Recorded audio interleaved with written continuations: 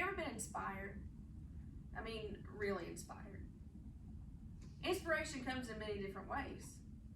Maybe you read a book and you felt that fire in your mind. Or maybe you watched a movie and you felt that zing of inspiration. Maybe you had an experience and it was actually life-changing. For me, most of the time, inspiration happens through relationships. And my friend Jeannie, she is just that. She's an inspiration. Her characteristics of faithfulness, love, and resilience are truly noteworthy.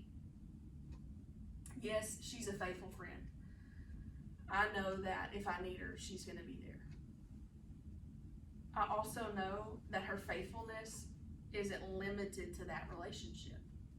That characteristic permeates all other avenues of her life. She's a faithful mother. When her girls call, she answers, and the rest of the world stops because those girls are a world. But above that, she's a faithful Christian. And yes, she's faithful to her local congregation, but she's faithful to her personal relationship with Christ. And it's because of her faithfulness to that relationship that she has the ability to extend love so well. She shows love in incredible ways. Firstly, she meets people where they are. And I'm not talking about geographically. She meets people where they are and doesn't expect them to change before she extends love. And she is always consistently encouraging people to become the best version of themselves. And finally, she is always going to tell you the truth. And that is truly somebody who loves you.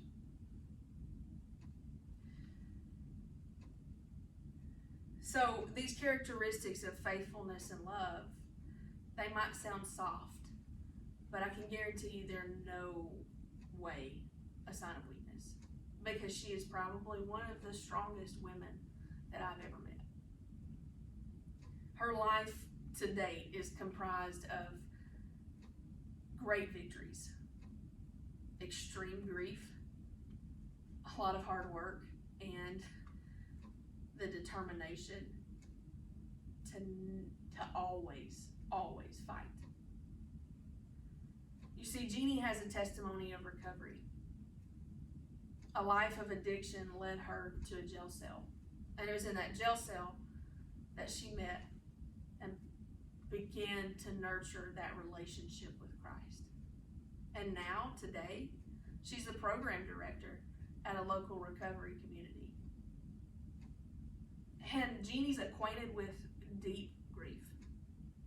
You see, about 2.5 years ago, her daughter was shot and killed at only 18 years old. I watched that as she continued to walk through that loss with her eyes fixed on Jesus. And it was because of that she was able to walk gracefully with the union of grief and joy.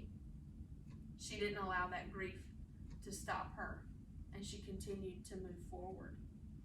So truly, Jeannie is an inspiration, and she deserves far more than a tribute in words.